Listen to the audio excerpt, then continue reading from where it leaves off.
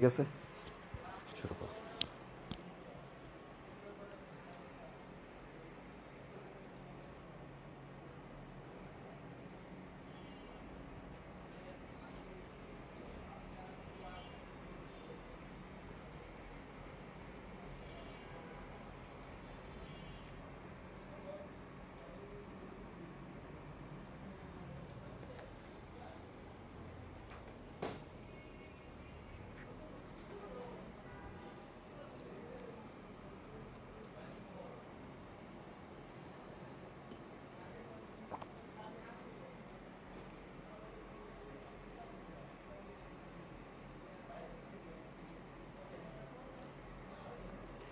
বিসমিল্লাহির রহমানির রহিম। আসসালামু আলাইকুম সুপ্রিয় এইচএসসি 26 ব্যাচের শিক্ষার্থীরা, আপনাদের সবাইকে আমাদের আজকের অ্যাকাউন্টিং সেকেন্ড পেপারের লাইভ ক্লাসে স্বাগত জানাচ্ছি।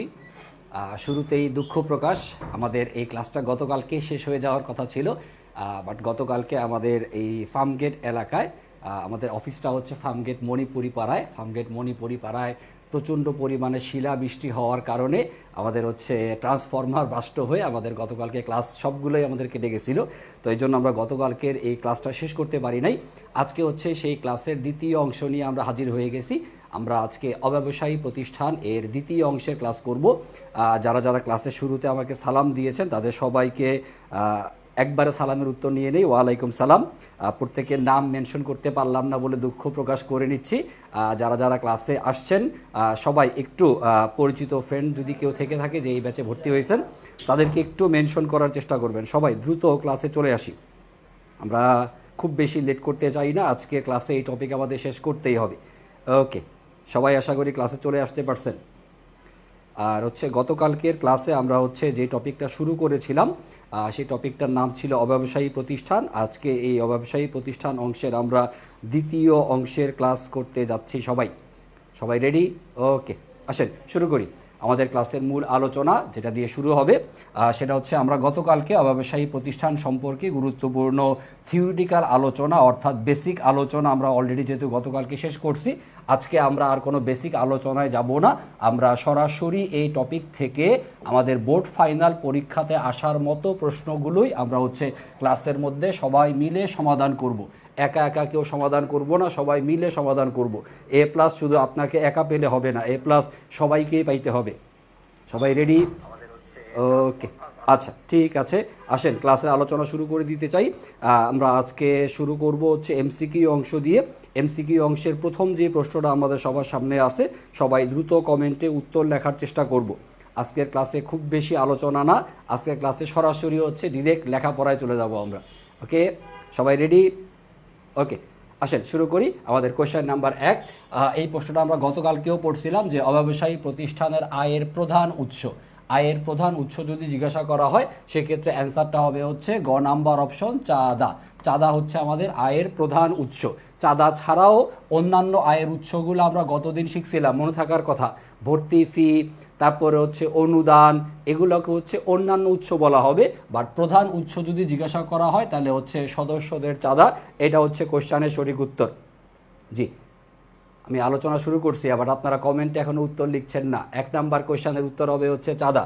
ওকে, 2 নাম্বার, একজন বলছেন হচ্ছে মোল্লা মেহনাজ তাসনিম, স্যার অন্য চ্যাপ্টার পড়ান। স্যার আগামী ক্লাসে অন্য চ্যাপ্টার শুরু হবে।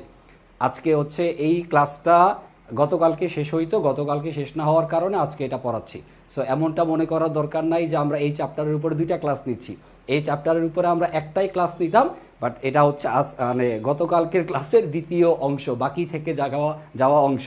ওকে, খেয়াল করেন, পরবর্তী কোশ্চেনে যাই। কোশ্চেন নাম্বার 2, অব্যবসায়ী প্রতিষ্ঠানের উদ্দেশ্য কোনটি? অব্যবসায়ী প্রতিষ্ঠানের উদ্দেশ্য 4টা অপশন দেওয়া আছে, দ্রুত কোশ্চেনের উত্তর দিতে চাই সবাই। আমরা অব্যবসায়ী প্রতিষ্ঠান এই টপিকটার সৃজনশীল অংশের চাইতে আমরা এই টপিকের এমসিকিউতে স্যার গুরুত্ব দিতে চাই বেশি, কারণ আমরা এই অধ্যায় থেকে সৃজনশীল আসলে করব না, সৃজনশীল পরীক্ষাতে উত্তর দিব না, আমরা একটু ফাঁকিবাজি করব।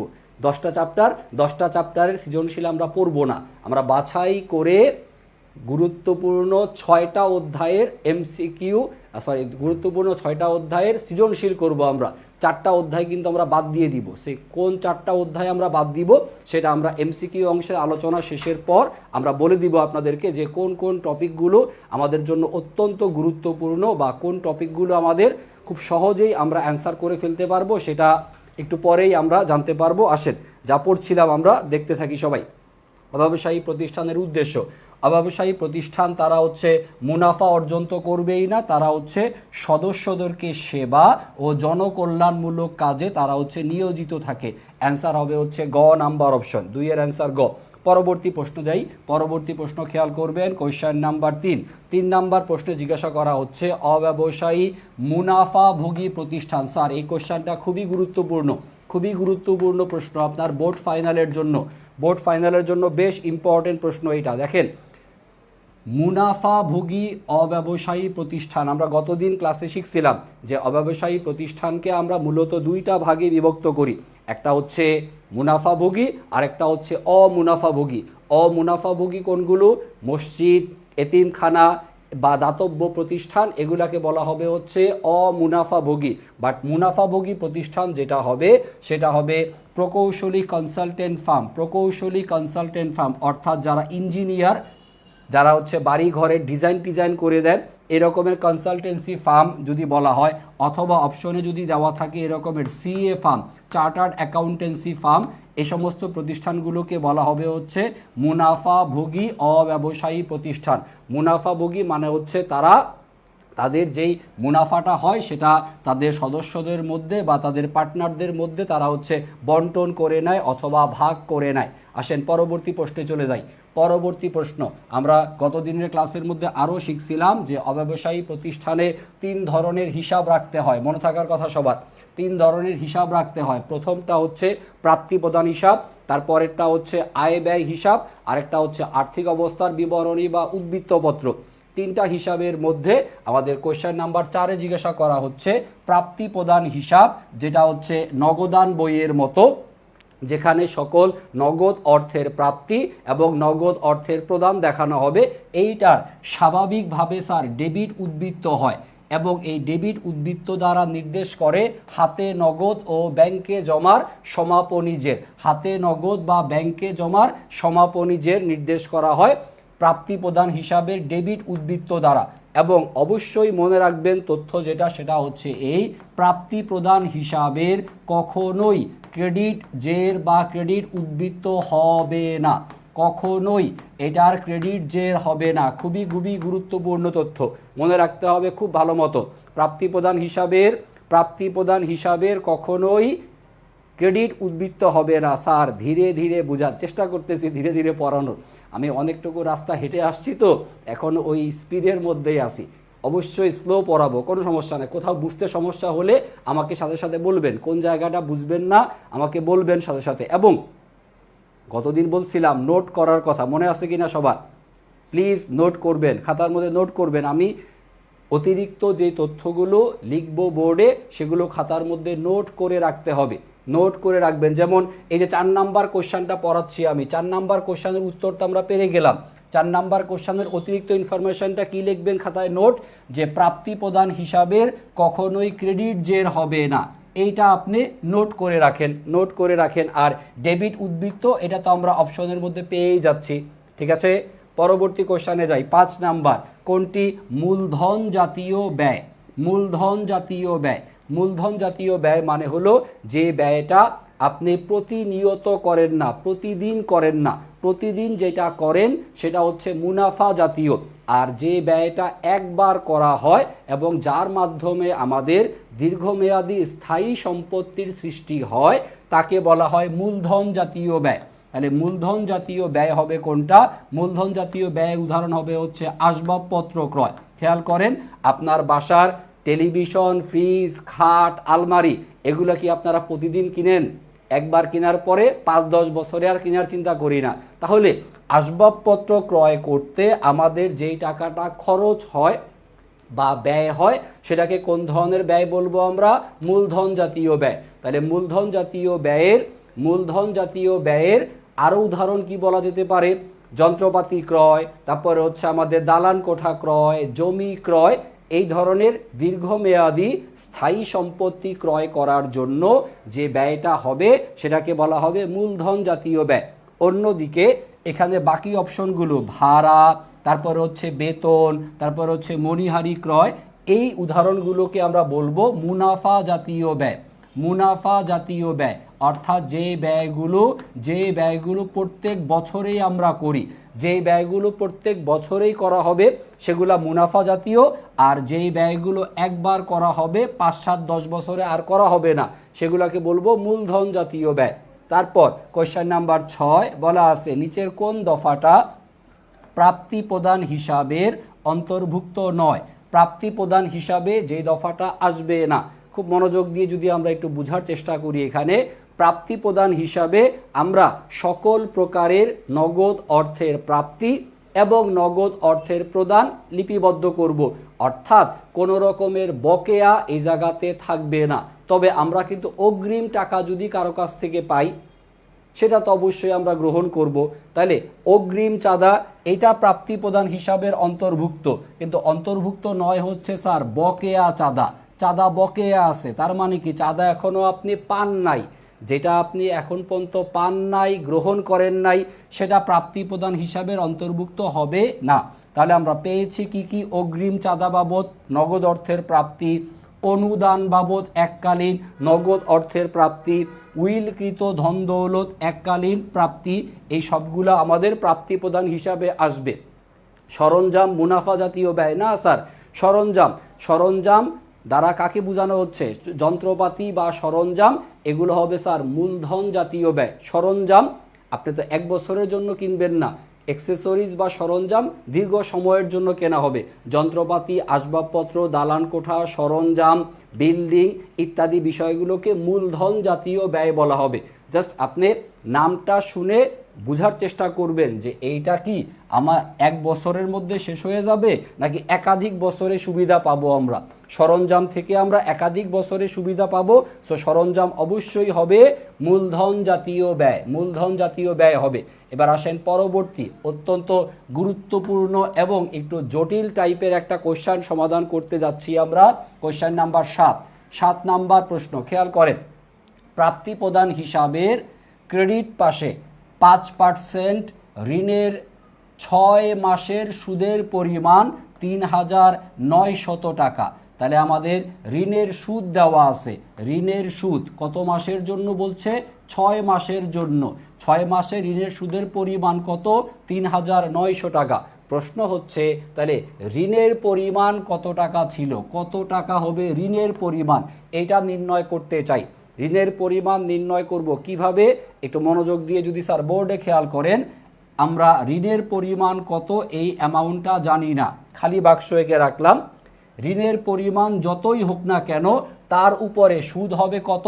5% হারে। 5% কথাটার মানে কি? 5/100 হচ্ছে 100, পার্সেন্টেজ মানেই হচ্ছে 100, তাহলে 5/100। এর সাথে আরও তথ্য হচ্ছে ঋণটা কয় মাসের জন্য? 6 মাসের জন্য। তাহলে 6 মাসের জন্য যদি হয় তাহলে এইভাবে লিখতে পারি আমরা, নিচে 12 আর উপরে হচ্ছে 6। ঋণের পরিমাণ কত সেটা জানি না, কিন্তু পার্সেন্টেজ জানি, মাসের হিসাবটা জানি, এবং এই সবগুলো টাকা যোগ করলে সুদের পরিমাণ কত হয়? ৩৯০০। এটাও আমাদের প্রশ্নে দেওয়া আছে। সো আমাদেরকে এখন যেটা বের করতে হবে সেটা হচ্ছে এই ঋণের পরিমাণটা কত আসে, এই মানটা আমরা এখান থেকে বের করব। কিভাবে নির্ণয় করি? এই দেখেন যা লিখছি আমি বোর্ডে, খাতার মধ্যে একটু লেখেন, তারপরে সমাধানের নিয়মটা খেয়াল করেন। সমাধানের নিয়মটা খেয়াল করে দেখেন। সমাধানের নিয়মটা এই জায়গাতে কিসের পরিমাণ আসবে? ঋণের পরিমাণ এখানে আসবে। ঋণের পরিমাণ নির্ণয় করব। তাহলে ঋণের পরিমাণ নির্ণয় করার জন্য তাহলে সুতরাং ঋণের পরিমাণ হবে হচ্ছে, ঋণের পরিমাণ দেখেন কিভাবে সমাধান করা হচ্ছে, দেখেন ভালো মতো। ঋণের পরিমাণ সমান ৩৯০০, যা ছিল সেই পরিমাণটা লিখলাম, আর এই পাশের যেই দুইটা গুণ চিহ্ন আকারে দেওয়া আছে এই দুইটাকে আমরা সমানের ওই পাশে নিয়ে যাব। তাহলে সমানের ওই পাশে যদি নিয়ে যাই তাহলে ভগ্নাংশ গুণের পরিবর্তে কি হবে? ভাগ হয়ে যাবে। আর ভাগের পরিবর্তে আবার গুণ চিহ্ন দিলে প্রত্যেকটা ভগ্নাংশ উল্টে যাবে। উপরে হবে 100, নিচে আসবে 5। তারপরে উপরে যাবে হচ্ছে 12 আর নিচে আসবে হচ্ছে 6।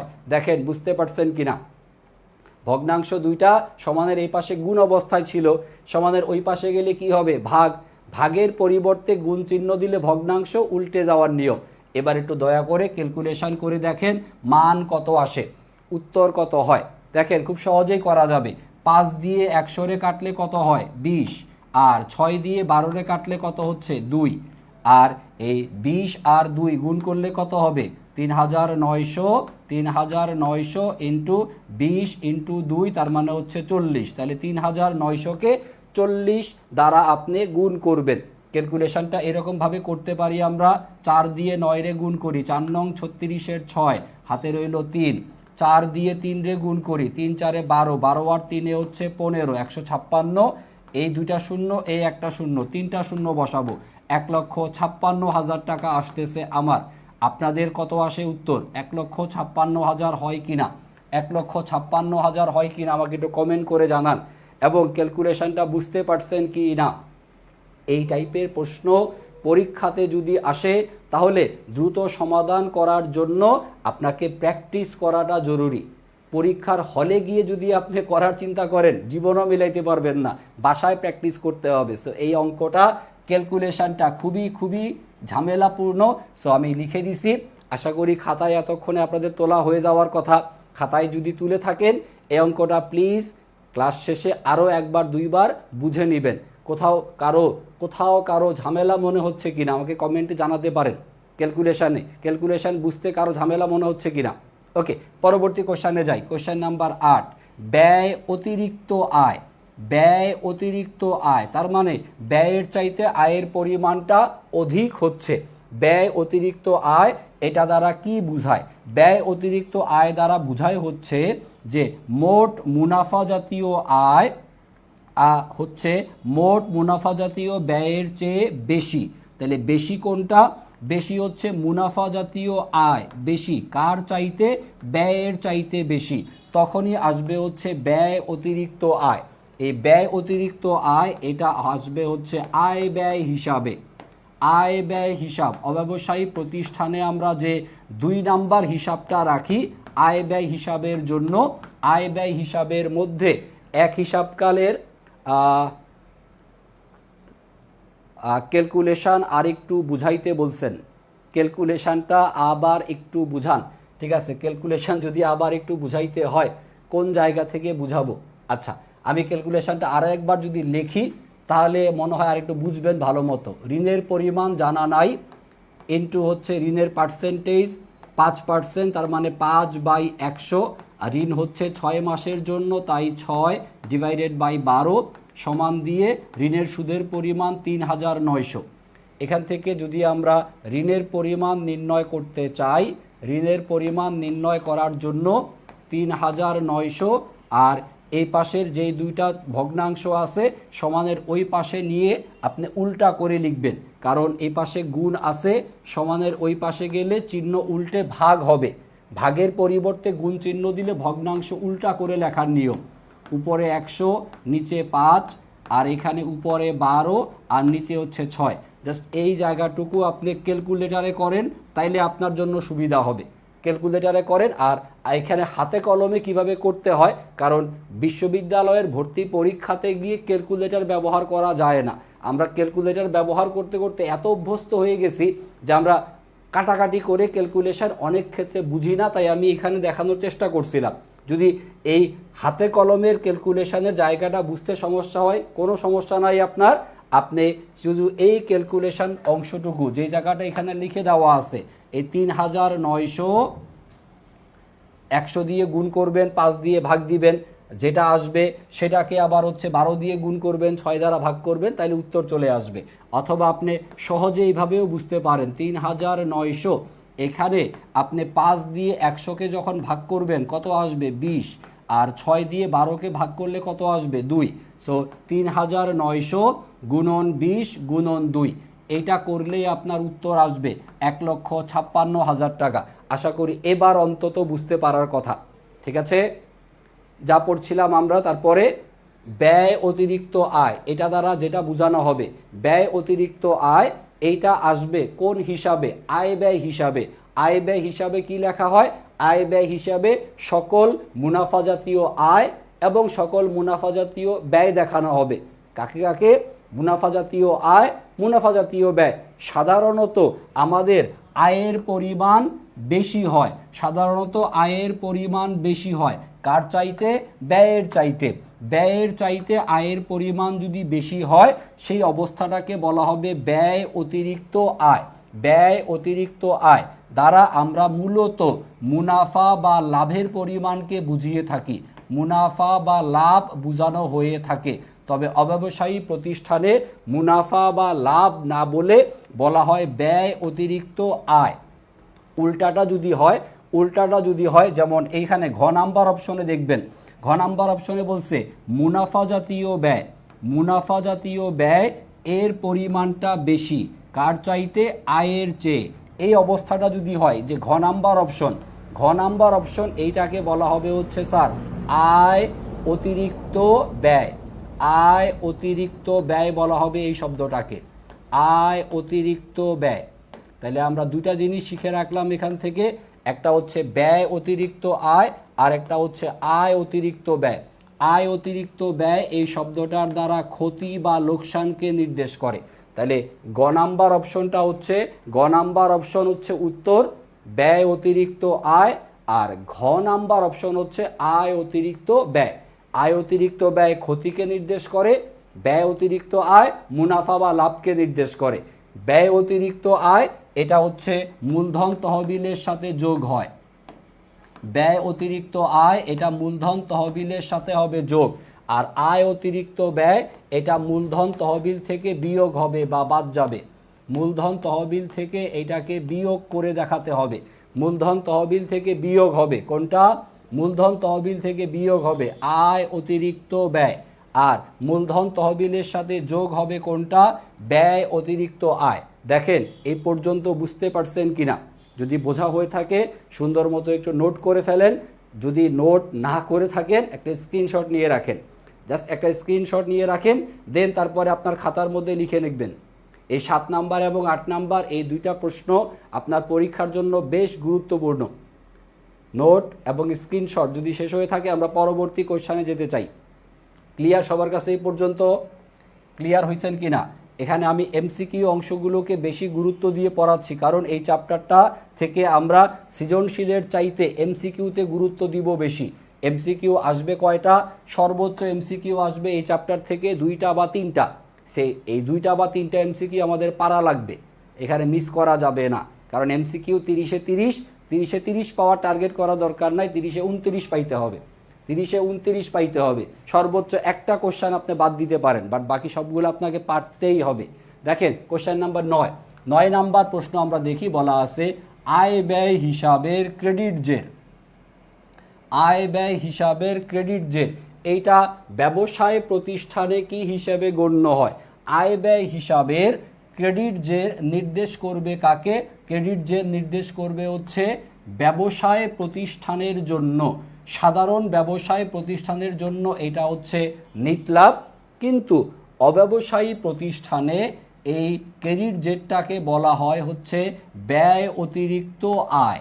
ব্যয় অতিরিক্ত আয়, ব্যয় অতিরিক্ত আয় নির্দেশ করে এটার দ্বারা। আর এই ব্যয় অতিরিক্ত আয় এটার দ্বারা আমরা মুনাফা বা নিট লাভকে বুঝে থাকি। প্রশ্নটা হচ্ছে ব্যবসায় প্রতিষ্ঠানে কি বলে? ব্যবসায় প্রতিষ্ঠানে এটাকে নিট লাভ বলে, কিন্তু অব্যবসায়ী প্রতিষ্ঠানে কি বলে? অব্যবসায়ী প্রতিষ্ঠানে বলে হচ্ছে ব্যয় অতিরিক্ত আয়। কোন জেরকে? ক্রেডিট জেরকে। তাহলে আমরা মনে রাখতে পারি এখান থেকে, তাহলে ডেবিট জেরকে কি বলা হবে? আয় ব্যয় হিসাবের যদি ডেবিট জের হয়, আয় ব্যয় হিসাবের ডেবিট জের নির্দেশ করবে আয় অতিরিক্ত ব্যয়ের পরিমাণকে। আয় অতিরিক্ত ব্যয়ের পরিমাণকে নির্দেশ করবে। আর আয় অতিরিক্ত ব্যয় এটার দ্বারা আমরা ক্ষতিকে বুঝে থাকব। আয় অতিরিক্ত ব্যয় দ্বারা ক্ষতিকে বোঝানো হয়ে থাকে।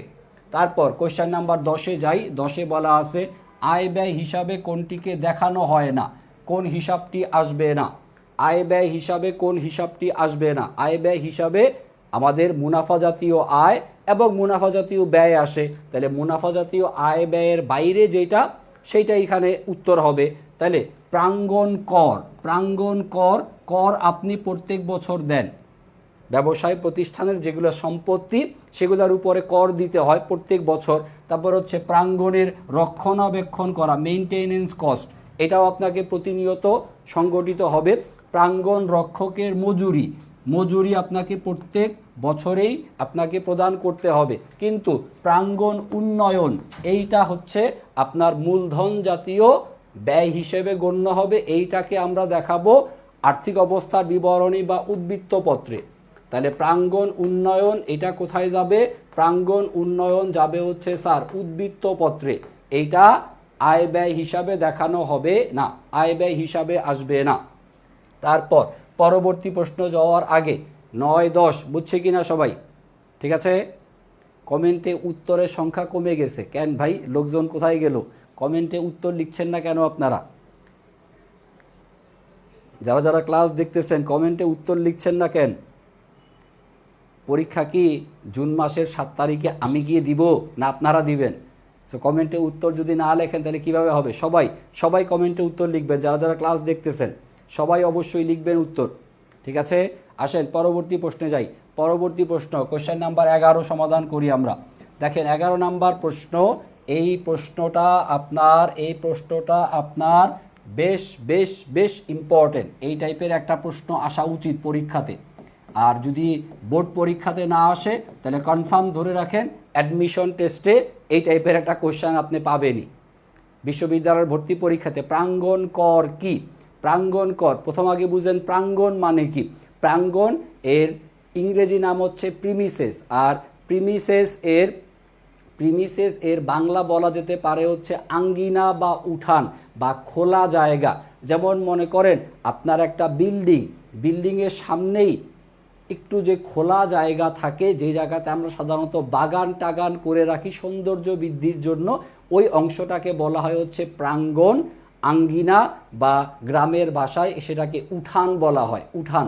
বাট ঢাকা শহরে আমরা যারা বসবাস করি আমাদের তো বাসা থেকে নামলেই হচ্ছে রাস্তা। সো প্রাঙ্গণ এটা আমরা বাসা বাড়িতে সাধারণত ঢাকা শহরে পাই না, কিন্তু গ্রামে দেখবেন প্রত্যেকটা বাড়ির সামনে ছোট্ট একটু খোলা জায়গা থাকে, সেটাকে প্রাঙ্গণ, উঠান বা আঙ্গিনা বলা হয়।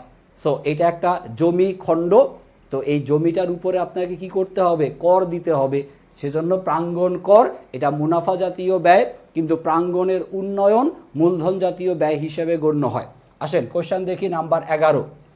চলতি বছরে চাঁদা প্রাপ্তির পরিমাণ 60,000 টাকা চাঁদা প্রাপ্তি দেওয়া আছে। চাঁদা প্রাপ্তি থেকে বিগত বছরের চাঁদা কি হবে স্যার? বাদ যাবে, বিগত বছরের চাঁদা বাদ যাবে। এবং 8,000 টাকা হচ্ছে পরবর্তী বছরের টাকা এখান থেকে বাদ যাবে। কারণ আমরা নির্ণয় করছি কোনটা? নির্ণয় করতেছি যে আমাদের চলতি বছরের আয় ব্যয় হিসাবে চাঁদা বাবদ কত টাকা দেখানো হবে। অর্থাৎ আমরা চাঁদা আয়ের পরিমাণ নির্ধারণ করতে চাই। চাঁদা আয় নির্ণয়ের জন্য সূত্র গতদিন ক্লাসে লিখছিলাম, আমি এখন আরেকবার লিখছি, সম্ভব হলে আপনারা আমার সাথে সাথে লিখে রাখতে পারেন। প্রশ্নে যখন চাঁদা প্রাপ্তির পরিমাণ দেওয়া থাকবে, চাঁদা প্রাপ্তি এর সাথে যোগ হবে চলতি বছরের বকেয়া টাকাটা হবে যোগ, কিন্তু বিগত বছরের বকেয়া বাদ যাবে। চলতি বছরের বকেয়া যোগ হবে, বিগত বছরের বকেয়া বাদ যাবে। এটা মনে রাখবো, চলতি বছরের বকেয়া যোগ, বিগত বছরের বকেয়া বিয়োগ। তারপর আবার যেটা যোগ হবে সেটা হচ্ছে বিগত বছরের অগ্রিমটা হবে হচ্ছে যোগ, বিগত বছরের অগ্রিম যোগ হবে, কিন্তু চলতি বছরের অগ্রিম টাকা বিয়োগ হবে। চলতি বছরের অগ্রিম এইটার দ্বারা পরবর্তী বছরের টাকাকে নির্দেশ করা হয়। চলতি বছরের অগ্রিম মানে হচ্ছে পরবর্তী বছরের চাঁদা, এইটা বিয়োগ হবে বা বাদ যাবে। তাহলে এই হলো আমাদের মোটামুটি সূত্র। এই অনুযায়ী আমরা হচ্ছে কোশ্চেনের মান বসালে আমরা এখান থেকে চাঁদা আয়ের পরিমাণটা নির্ধারণ করতে পারবো। চাঁদা আয় নির্ণয় করার সূত্র যদি সম্ভব হয় খাতার মধ্যে এইটা একটু নোট করে রাখতে পারেন, অথবা চাইলে আপনি স্ক্রিনশট নিয়ে রাখতে পারেন, যেভাবে আপনাদের সুবিধা হয়। এই হচ্ছে মূল সূত্র। ম্যাক্সিমাম অঙ্ক এই সূত্র দিয়ে ইনশাল্লাহ মিলে যাবে। প্রশ্ন স্যার আমাদের ফার্স্ট পেপার ক্লাস নিবে কে? আপনাদের হিসাব বিজ্ঞান প্রথম পত্রের ক্লাস নেবেন হচ্ছেন আমাদের রাকিব স্যার, আর হিসাব বিজ্ঞান দ্বিতীয় পত্রের ক্লাস আমি নিচ্ছি, আমার নাম হচ্ছে শিমুল স্যার। ওকে, আচ্ছা আসেন এই কোশ্চেনটা সমাধান করি। চাঁদা প্রাপ্তির পরিমাণ 60,000 টাকা, যার মধ্যে বিগত বছরের, তাহলে বিগত বছরের টাকা কি হবে? বিগত বছরের বকেয়া টাকাটা বিয়োগ হবে, বিগত বছরের বকেয়া বিয়োগ হবে। এই যে পরবর্তী বছরের টাকা, পরবর্তী বছরের টাকাও কি হবে? বিয়োগ হবে। তাহলে বিগত বছরের বকেয়া বিয়োগ হবে, পরবর্তী বছরের টাকাও বিয়োগ হবে। আর চলতি বছরের চাঁদা যা অনাদায়ী রয়েছে, অনাদায়ী মানে হচ্ছে বকেয়া থাকা, অনাদায়ী মানে হচ্ছে বকেয়া, চলতি বছরের বকেয়া কি হবে? যোগ, চলতি বছরের বকেয়া টাকাটা হবে হচ্ছে যোগ। সো এবার যোগ বিয়োগ করলেই আপনার উত্তর চলে আসবে। দেখেন মান বসাই যদি আমরা এখানে, চাঁদা প্রাপ্তির পরিমাণ 60,000 টাকা, বকেয়া চলতি বছরের বকেয়া এটা হবে হচ্ছে যোগ 10,000 টাকা, আর বিগত বছরের বকেয়া ছিল 6,000, এইটা বিয়োগ হবে, পরবর্তী বছরের টাকা ছিল 8,000, এইটাও বিয়োগ হবে, আর এই বিগত বছরের অগ্রিম এইটা দেওয়া নাই। সো যোগ বিয়োগ করেন, দেখেন কত আসে উত্তর, কত আসে যোগ বিয়োগ করে আমাকে জানান। 56,000 টাকা হয় কিনা, 56,000 টাকা হয়েছে কিনা উত্তর, উত্তর 56,000 টাকা আসছে কিনা। 60 আর 10 70, 70 থেকে 6 বাদ দিলে হচ্ছে 64, 64 থেকে 8 বাদ দিলে হচ্ছে 56,000 টাকা। উত্তর হবে 56,000 টাকা। সবাই মিলাইতে পারছে কিনা অঙ্কের অ্যান্সার? সবাই বুঝতে পারছি কিনা স্যার? 56,000 টাকা হচ্ছে কোশ্চেনের অ্যান্সার। বেশ গুরুত্বপূর্ণ প্রশ্ন, বেশ গুরুত্বপূর্ণ প্রশ্ন। এই টাইপের একটা প্রশ্ন ডেফিনেটলি আপনার বোর্ড ফাইনালে আসবে। সবাই সূত্রটা লিখে রাখেন বা স্ক্রিনশট নিয়ে রাখেন এবং দেখেন এই অঙ্কটা আপনার মাথার মধ্যে ভালো মতো সেট হয়ে আছে কিনা, বুঝতে পারছি কিনা। ওকে, আসেন সামনে যাই, পরবর্তী প্রশ্ন সমাধান করব। 11 পর্যন্ত সমাধান করলাম। পরবর্তী যে প্রশ্ন কোয়েশ্চেন নাম্বার 12 নাম্বার প্রশ্নের মধ্যে এখানে দেওয়া আছে হচ্ছে প্রাপ্তি প্রদান হিসাবে বেতন খরচের পরিমাণ কত? 13,000 টাকা, 13,000 টাকা। তাহলে কিসের পরিমাণ দেওয়া? প্রাপ্তি প্রদান হিসাবের পরিমাণ দেওয়া। কিসের পরিমাণ বের করতে হবে?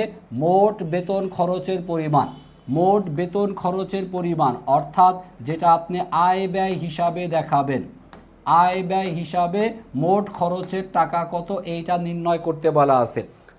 প্রাপ্তি প্রদান থেকে আয় ব্যয় হিসাবে যাব, প্রাপ্তি প্রদান থেকে আয় ব্যয় হিসাবে স্বাভাবিক নিয়মের যোগ বিয়োগগুলো হবে।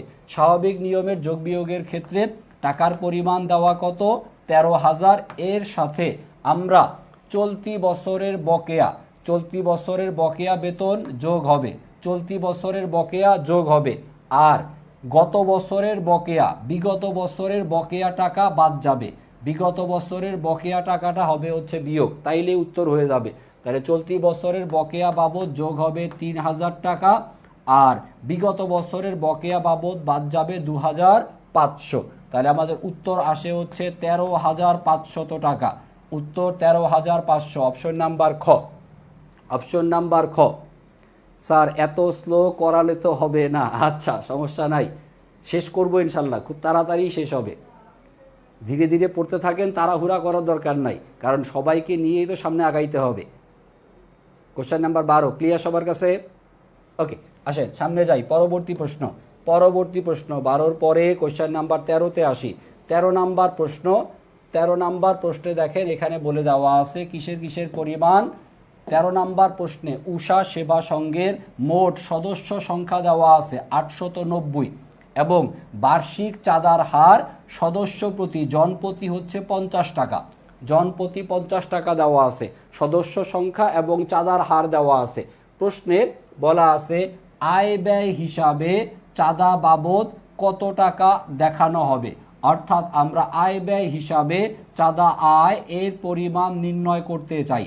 চাঁদা আয় নির্ণয় করার ক্ষেত্রে যখন প্রশ্নে সদস্য সংখ্যা এবং চাঁদার হার দেওয়া থাকবে, সেই ক্ষেত্রে খুব সিম্পল একটা সূত্র ব্যবহার করে অঙ্কটা সমাধান করা যায়। সূত্রটা হচ্ছে এই, সদস্য সংখ্যা সদস্য সংখ্যা এর সাথে গুণ হবে হচ্ছে চাঁদার হার, সদস্য সংখ্যা ইনটু হবে হচ্ছে চাঁদার হার, তাহলেই চলে আসবে আপনার কিসের পরিমাণ, চাঁদা আয়। তাহলে চাঁদা আয় নির্ণয়ের সময় সদস্য এবং চাঁদার হার থাকলে দুইটা গুণ দিলেই অঙ্কের অ্যান্সার। আর চলতি বছরের যে 90 জন সদস্য চাঁদা প্রদান করে নাই, এই লাইনটা এখানে বিবেচনাতে আসবেই না, এই লাইনটা বিবেচনাতে আসবে না। ক্লিয়ার? আসেন মান বসাই।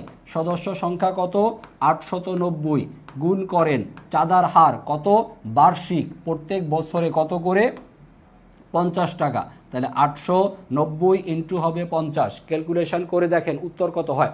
890 ইন্টু 50 কত আসে, 5, 5 নং 45-এর 5, হাতে রইল 4, 5 8 40, আর হচ্ছে 4 44, একটা শূন্য দুইটা শূন্য, 44,500 টাকা হয়। 44,500 টাকা হচ্ছে উত্তর। দেখেন সবাই মিলাইতে পারছে কিনা, 44,500 আছে গ নাম্বার অপশনে।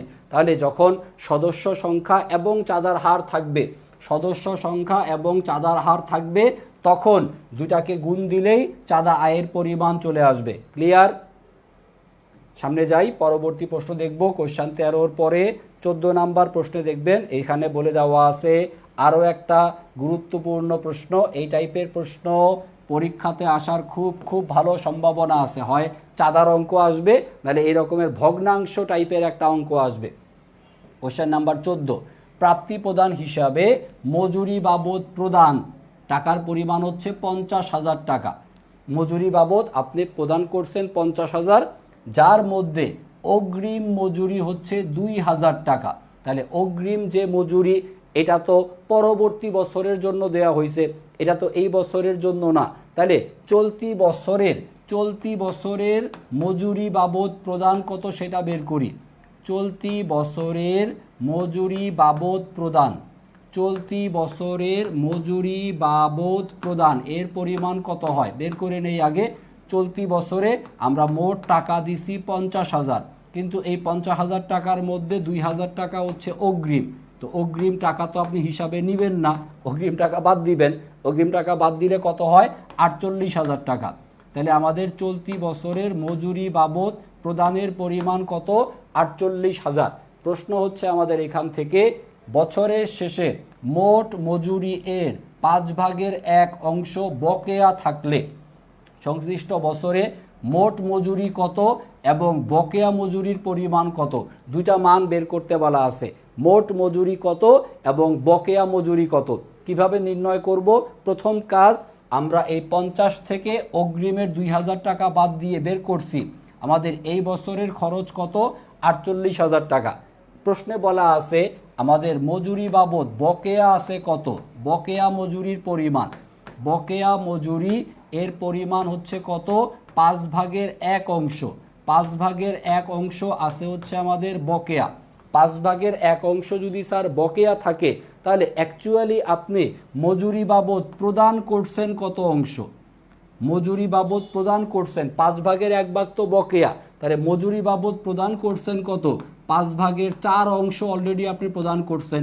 তাহলে এই 48,000 টাকা মানে হচ্ছে 5/4 অংশ। তাহলে মজুরি বাবদ প্রদানের পরিমাণ 5/4 অংশ, 5/4 অংশ সমান টাকার পরিমাণ হচ্ছে 48,000। এখান থেকে আমরা নির্ণয় করব। তাহলে সুতরাং সম্পূর্ণ মজুরি বা মোট মজুরি, সম্পূর্ণ বা মোট মজুরির পরিমাণ নির্ণয় করব এখান থেকে। সম্পূর্ণ বা মোট মজুরি যার পরিমাণ হবে হচ্ছে এই 48,000, জাস্ট এই সংখ্যাটাকে সমানের ওই পাশে যখন নেবেন তখন সেটা উল্টে যাবে, উল্টে গিয়ে উপরে আসবে হচ্ছে 5 আর নিচে আসবে হচ্ছে 4। 4 দিয়ে 48,000কে কাটলে হচ্ছে 12, 5 12 60, তার মানে মোট মজুরির পরিমাণ আসবে হচ্ছে 60,000 টাকা। মোট মজুরির পরিমাণ 60,000 টাকা, এইটা হচ্ছে কোশ্চেনের প্রথম অ্যান্সার।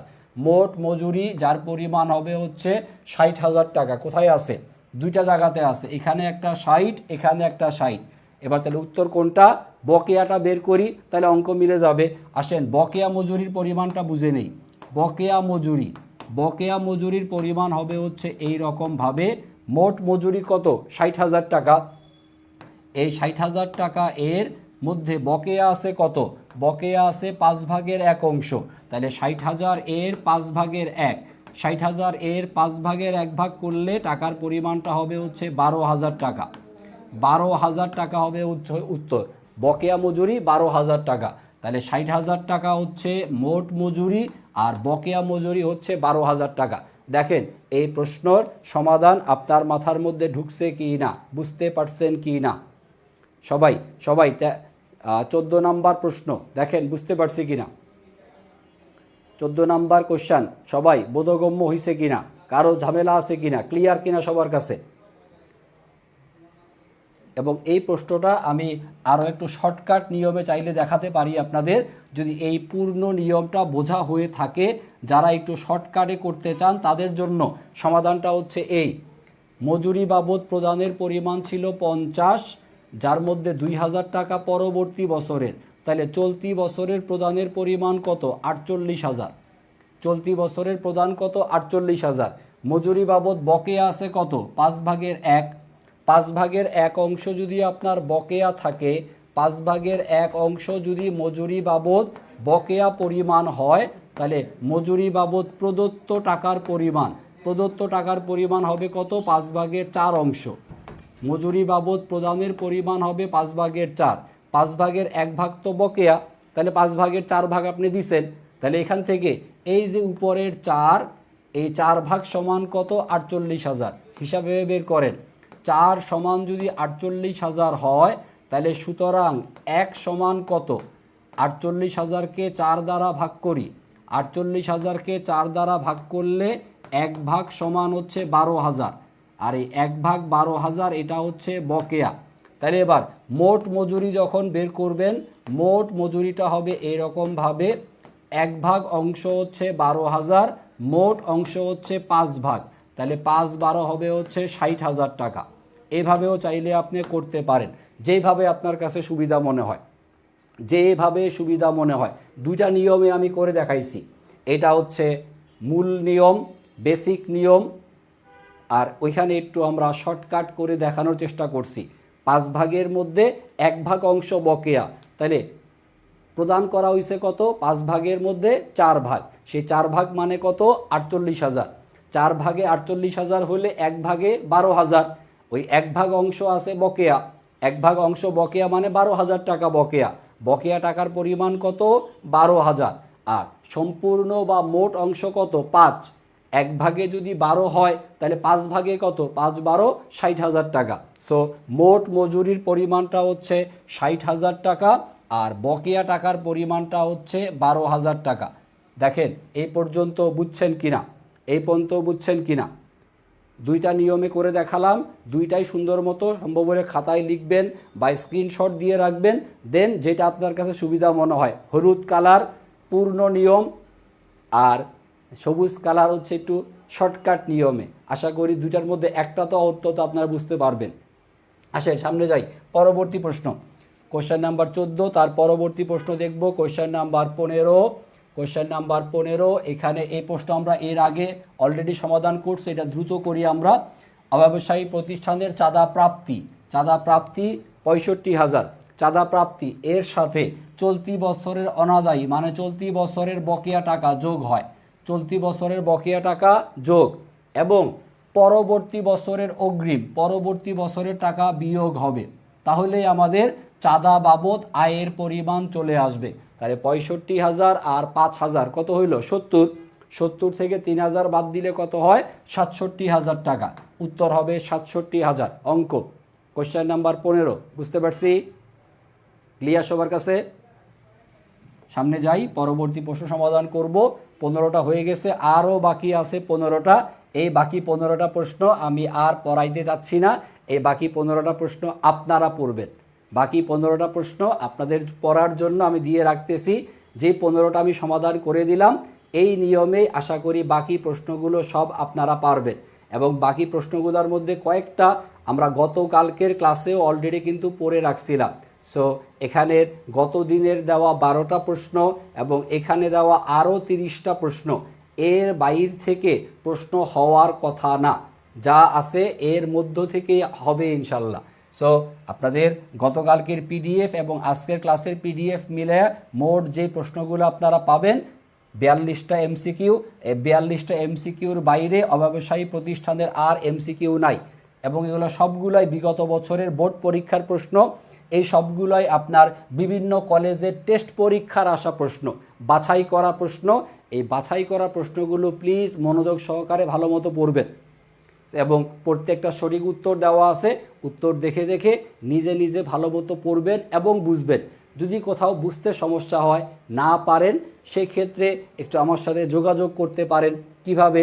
ফেসবুকে যোগাযোগ করতে পারেন, হোয়াটসঅ্যাপে যোগাযোগ করতে পারেন। জাস্ট কোশ্চেনের ছবি তুলে আমাকে পাঠাবেন যে স্যার এই প্রশ্নটা বুঝি না, আমাকে বুঝাই দেন।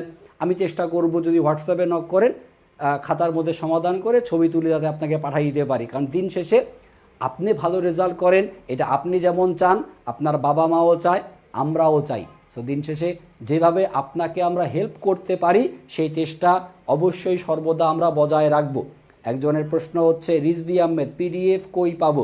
স্যার আপনি যে গ্রুপে ক্লাস করছেন সেই গ্রুপের মধ্যে এই পিডিএফের একটা গুগল ড্রাইভের লিঙ্ক দেওয়া আছে, খেয়াল করবেন।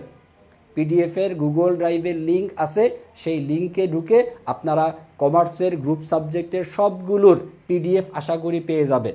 এবং একটু কষ্ট করে আপনাদের ফেসবুকের গ্রুপে নজর রাখেন, সেখানে আপনাদেরকে লিঙ্ক দিয়ে দেওয়া হবে, একটা লিঙ্ক, সেখান থেকে সব সাবজেক্টের আপনারা হচ্ছে পিডিএফ ওই জায়গাতে পাবেন। আসেন এবার খুব মনোযোগ দিয়ে পিডিএফ ফাইল কিভাবে পাবো? আপনারা গ্রুপের মধ্যেই পাবেন, নোটিশ আকারে দেওয়া আছে গুগল ড্রাইভের লিঙ্ক, সেখানে ক্লিক করলেই পাবেন। আসেন সবাই এবার একটু লেখাপড়া বাদ দিয়ে আসেন, এবার একটু আমরা একটু মজা করি। মজাটা হচ্ছে এই, আমরা কি পড়ব আর কি বাদ দিব, কি পড়ব না, কি পড়তে হবে না, কি না পড়লেও A+ পাওয়া যাবে, A+ না 90+ নাম্বার পাওয়া যাবে কি পড়লে। হোয়াটসঅ্যাপ নাম্বার হ্যাঁ লিখে দিচ্ছি, হোয়াটসঅ্যাপ নাম্বার লিখে দিচ্ছি। এটা হচ্ছে আমার হোয়াটসঅ্যাপের নাম্বার। এই নাম্বারে চাইলে আপনার প্রয়োজন হইলে যোগাযোগ করবেন, প্রয়োজন ছাড়া অযথা দয়া করে মেসেজ দিয়েন না। এই নাম্বারটা হচ্ছে আমার হোয়াটসঅ্যাপ করা, আমার এই নাম্বারে চাইলে আপনারা যে কোনো কোশ্চেন ছবি তুলে বা লিখে বা ভয়েস দিয়ে আপনারা যোগাযোগ করতে পারেন। অ্যাকাউন্টিং সেকেন্ড পেপারের যে কোনো কোশ্চেনের সমাধান ইনশাল্লাহ এই নাম্বারে যোগাযোগ করলেই পাওয়া যাবে। আচ্ছা খেয়াল করেন, আমরা এখান থেকে এবার একটু দেখতে চাই আমাদের অ্যাকাউন্টিংয়ের ফুল সিলেবাসটা এই জায়গাতে দেওয়া আছে। আমরা এই ফুল সিলেবাস থেকে আমরা কোন কোন অধ্যায়গুলো ভালো মতো পড়ব সেটা আসেন একটু আমরা বিচার বিবেচনা আগে সবার আগে করে নিই। প্রথম কথা হচ্ছে আমাদের এমসিকিউ অংশে নাম্বার হচ্ছে 30।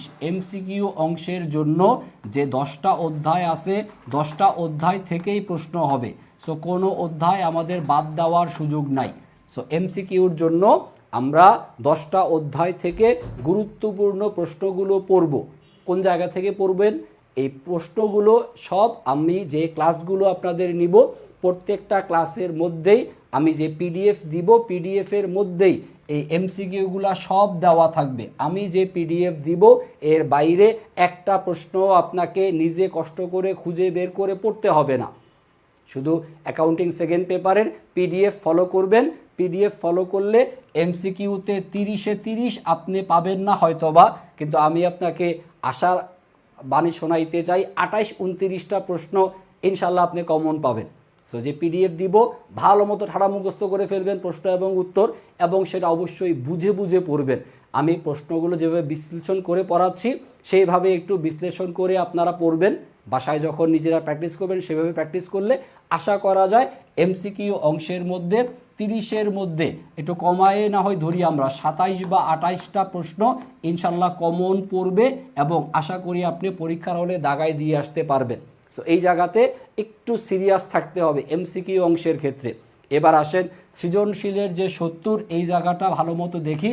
এখানে ক বিভাগ থেকে যে 20 নাম্বার যৌথ মূলধনী কোম্পানির আর্থিক বিবরণী, এখানে 2টা অঙ্ক আসবে এবং 2টা অঙ্কে 10, 10, 20 নাম্বার।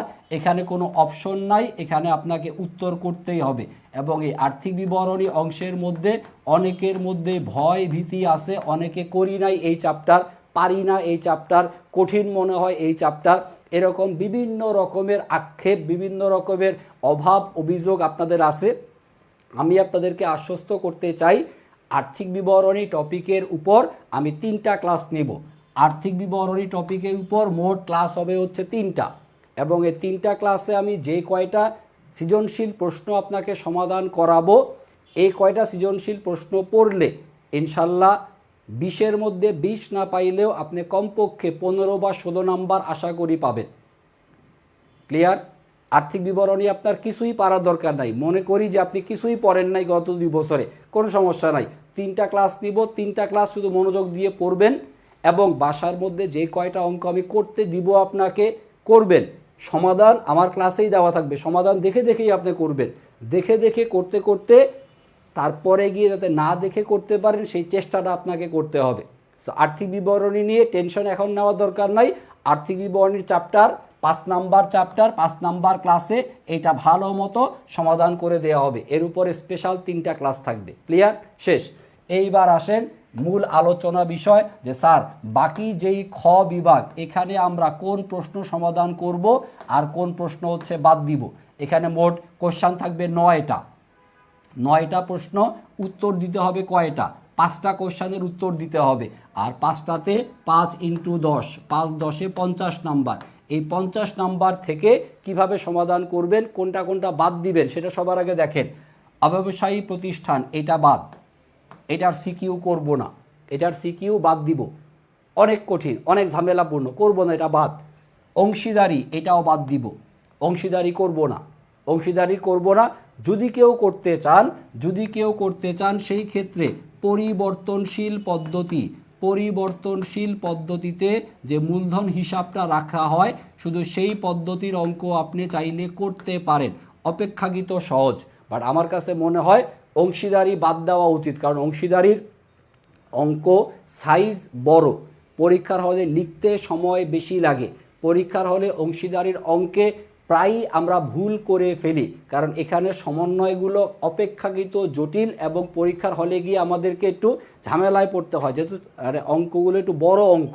সো এইটাও আমরা চাইলে অ্যাভয়েড করতে পারি, কিন্তু আমরা অবশ্যই গুরুত্ব সহকারে পড়ব নগদ প্রবাহ বিবরণী। খুবই সহজ একটা চ্যাপ্টার, এখান থেকে একটা সৃজনশীল প্রশ্ন আমরা অবশ্যই পরীক্ষার হলে উত্তর করে দিয়ে আসব। নগদ প্রবাহ বিবরণী এটা খুবই সহজ একটা চ্যাপ্টার। তারপরে অধ্যায় নাম্বার 4 নাম্বার অধ্যায়, এটা বাধ্যতামূলক আমরা করব। যৌথ মূলধনী কোম্পানির মূলধন মানে হচ্ছে শেয়ার ইস্যুর যে চ্যাপ্টার, শেয়ার ইস্যুর চ্যাপ্টার, এইটা আপনার সর্বোচ্চ 1.5 পৃষ্ঠা বা 2 পৃষ্ঠার মধ্যেই 3টা অঙ্ক হয়ে যাবে। নগদ প্রবাহ বিবরণী এটাও 1.5 বা 2 পৃষ্ঠার মধ্যে হয়ে যাবে, খুব বড় বড় ছক আঁকতে হয় না, খুবই সহজ এই 2টা চ্যাপ্টার। তারপরে অধ্যায় নাম্বার 6 আর্থিক বিবরণী বিশ্লেষণ মানে হচ্ছে অনুপাত বিশ্লেষণ, এই চ্যাপ্টার থেকে বা এই নিয়মের অঙ্ক অবশ্যই আমরা করব। অনুপাত বিশ্লেষণ অল্প কয়েকটা সূত্র মুখস্থ করব, চলতি অনুপাত, তড়িৎ অনুপাত, কার্যকরী মূলধন অনুপাত, মজুদ আবর্তন, দেনাদার আবর্তন, আর হচ্ছে বিনিয়োজিত মূলধনের উপর উপার্জন হার। এই 6টা সূত্র বললে ডেফিনেটলি আপনার কমন পড়বে। ওকে, তাহলে চ্যাপ্টার 3টা হইল এই নগদ প্রবাহ, 4 নাম্বারে শেয়ার ইস্যু, 6 নাম্বারে আর্থিক বিবরণী বিশ্লেষণ। এখান থেকে 30 নাম্বার। যারা হচ্ছে একেবারেই লেখাপড়া করি না, ফাঁকিবাজ, আমার মতো যারা নিয়মিত ক্লাসে লেট করে আসি, আমার প্রত্যেকটা ক্লাসেই দেখবেন কমপক্ষে 5 থেকে 10 মিনিট লেট,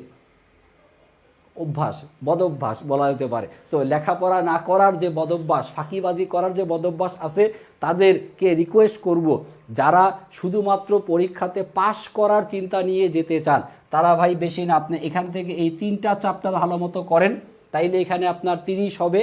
আর্থিক বিবরণী চ্যাপ্টার আপনাকে 3টা ক্লাস দিব আমি, 3টা ক্লাস করেন, এখান থেকে 20 না পাইলেও আপনি কমপক্ষে 10 নাম্বার চলে আসবে। আর এমসিকিউর মধ্যে 22-23 নাম্বার আপনার ইনশাল্লাহ কমন পড়বে। সো 60 নাম্বার পাওয়ার জন্য, 60 মার্কস পাওয়ার জন্য খুব অল্প লেখাপড়া করলেই চলবে। 60 মার্কস 60 পাওয়ার জন্য এমসিকিউতে 22 বা 23 নাম্বার। তারপরে সৃজনশীল অংশের ক বিভাগ থেকে নাম্বার ধরে রাখি হচ্ছে 20-এর মধ্যে আপনি 10 ধরেন, আর খ বিভাগ থেকে আপনি ধরে রাখেন হচ্ছে 30। এই হলো মোটামুটি আপনার 60 নাম্বারের হিসাব। পাস হবে তো হবেই, 60 পাইলে তো আপনি ডেফিনেটলি খুশি হওয়ার কথা, ঠিক আছে? এবার আসেন যারা A+ টার্গেট করতে চাই তাদের জন্য এই 3টা অধ্যায়ের পরে আরও 2টা অধ্যায় বা 3টা অধ্যায় আমরা শিখে রাখবো। তার মধ্যে 10 নাম্বার যেই চ্যাপ্টারটা ব্যবস্থাপনা হিসাব বিজ্ঞান পরিচিতি, অত্যন্ত সহজ একটা চ্যাপ্টার এবং এই চ্যাপ্টারের অঙ্ক সর্বোচ্চ আপনার 1 পৃষ্ঠা বা 1.5 পৃষ্ঠার মধ্যেই সমাধান হয়ে যাবে। এর জন্য বড় আকারের কোনো ছক আঁকতে হয় না, শুধু কয়েকটা গুরুত্বপূর্ণ সূত্র মুখস্থ রাখলেই আমাদের সমাধান হয়ে যায়। সূত্রগুলোর নাম হচ্ছে সমচ্ছেদ বিন্দু নির্ণয় করা, সমচ্ছেদ বিন্দু একক, সমচ্ছেদ বিন্দু টাকায়, তারপরে হচ্ছে নিরাপত্তা প্রান্ত নির্ণয় করা, তারপরে হচ্ছে প্রয়োজনীয় বিক্রয়ের এককের পরিমাণ নির্ণয় করা, তারপরে হচ্ছে আপনার কন্ট্রিবিউশন মার্জিন, দত্তাংশ, নাম শুনছেন না এগুলোর? এই টাইপের অঙ্ক এখান থেকে কয়েকটা সূত্র আমাদেরকে পড়লে হয়ে যাবে। ব্যবস্থাপনা হিসাব বিজ্ঞান পরিচিতি আর হচ্ছে অনুপাত বিশ্লেষণ, অনুপাত আর হচ্ছে ব্যবস্থাপনা হিসাব বিজ্ঞান পরিচিতি, এই 2টা অঙ্কের বড় সুবিধা হচ্ছে এই 2টা অঙ্কে কোনো ছক প্রয়োজন হবে না, কোনো ছকের দরকার নাই, কোনো ছক আঁকতে হবে না। যেহেতু ছক আঁকা লাগবে না, কমপক্ষে আমাদের পরীক্ষার হলে 10-15 মিনিট আমাদের সেভ হয়ে যাবে, কারণ ছক আঁকতে সময় লাগে স্যার। পরীক্ষার হলে 2.5 ঘন্টার মধ্যে আপনাকে খুব ভালো মতো স্মার্টলি কোশ্চেন অ্যান্সার করতে পারতে হবে। এমন কোশ্চেনই আমরা সিলেক্ট করব যে প্রশ্নটা খুব অল্প সময়ের মধ্যে আমরা পরীক্ষার হলে অ্যান্সার করে দিয়ে আসতে পারি। এজন্য এই অনুপাত বিশ্লেষণ এবং ব্যবস্থাপনা হিসাব বিজ্ঞান পরিচিতি খুব গুরুত্বপূর্ণ 2টা অধ্যায়। ডেফিনেটলি এই 2টা অধ্যায় থেকে হাতে গোনা 5টা বা 6টা করে সূত্র মুখস্থ করলেই আপনার প্রশ্ন পরীক্ষার হলে কমন পড়বে। তাহলে অধ্যায় 3 করব, 4 করব, 6 করব আর 10 করব। স্যার 4টা হলো, আরও তো একটা লাগবে, 50 মিলাইতে হবে না। আর একটা চ্যাপ্টারের জন্য আমি যেটা বলবো আপনাদেরকে, এই বেতন মজুরি চ্যাপ্টারটা করে রাখেন স্যার। বেতন মজুরি, মজুরি ও বেতন এইটা আপনি করে রাখেন। বেতন ও মজুরি, মজুরি ও বেতন এই চ্যাপ্টারটা সহজ, তবে বেতন মজুরি থেকে প্রশ্ন আসবেই এটা গ্যারান্টি দিয়ে বলা যায় না। প্রশ্ন উৎপাদন ব্যয় হিসাব থেকেও আসতে পারে। আমরা উৎপাদন ব্যয় হিসাব এই চ্যাপ্টারটা করব এবং বেতন মজুরি চ্যাপ্টারটা করব, তবে বেশি গুরুত্ব দিব বেতন মজুরিতে, কারণ বেতন মজুরি অনেক সহজ উৎপাদন ব্যয়ের তুলনায়। উৎপাদন ব্যয় থেকে আমরা 4 টাইপের অঙ্ক আছে, আমরা সর্বোচ্চ 2 টাইপের অঙ্ক শিখব, আর বাকি 2 টাইপ বাদ দিব যদি আসে, সেটা অ্যান্সার করার দরকার নাই। সহজ প্রশ্ন হলে উৎপাদন ব্যয় অ্যান্সার করব, সহজ না হলে অ্যান্সার করব না। মজুরি বেতন থাকলে অবশ্যই উত্তর করব। মজুরি বেতন যদি প্রশ্নে না আসে, সেই ক্ষেত্রে আপনি আরও একটা চ্যাপ্টার শিখে রাখতে পারেন। সেই চ্যাপ্টারটার নাম হচ্ছে ব্যয় ও ব্যয়ের শ্রেণীবিভাগ, এই চ্যাপ্টারটা পড়তে পারেন। অথবা মজুদ পণ্যের হিসাব রক্ষণ পদ্ধতি, এই চ্যাপ্টারটাও চাইলে আপনি পড়তে পারেন। তবে এই মজুদ পণ্যের হিসাব রক্ষণ যে পদ্ধতি, এখানে স্যার ছক আকার বিশাল ঝামেলা আছে। তো এই ছক আকার ঝামেলা যদি বাদ দিতে চান, সেই ক্ষেত্রে আপনি ব্যয় ও ব্যয়ের শ্রেণীবিভাগ এই চ্যাপ্টারটা মনে হয় করাটা অত্যন্ত লাভজনক হবে আপনার জন্য। অধ্যায় নাম্বার 9 আর হচ্ছে অধ্যায় নাম্বার 7। এবং এই যে উৎপাদন ব্যয় হিসাব করব আমরা, উৎপাদন ব্যয়ের সাথে এই ব্যয় ও ব্যয়ের শ্রেণীবিভাগ এর ভালো মিল আছে। উৎপাদন ব্যয় চ্যাপ্টার ভালো মতো পড়লে ব্যয় ব্যয়ের শ্রেণীবিভাগ চ্যাপ্টারের 60% পড়া এখানে হয়ে যাচ্ছে। তাহলে উৎপাদন ব্যয় যেহেতু আমরা পড়বো, তাহলে ব্যয় ব্যয়ের শ্রেণীবিভাগ পড়তে আপত্তি কোথায়? তাহলে আমরা মজুদ পণ্যের হিসাব রক্ষণ এটা বাদ দিব, 8 নাম্বার চ্যাপ্টার বাদ দিব। তাহলে আমরা অধ্যায় করব 3, 4, 6, অধ্যায় নাম্বার 7 আর হচ্ছে 9 ও 10। 9 ও 10 তাইলে আমাদের মোটামুটি খুব ইজিলি পরীক্ষাতে আপনি A+ তো পাবেনই, 90+ নাম্বার আপনি এখান থেকে নিয়ে আসতে পারবেন অল্প লেখাপড়া করে, খুব কম পেরেশানি নিয়ে। পেরেশানি বেশি নেওয়া যাবে না, কারণ পেরেশানি যারা নেন, যা সব পড়তে হবে, সব জানতে হবে, তার সব জানতে গেলে ঝামেলায় পড়তে হবে।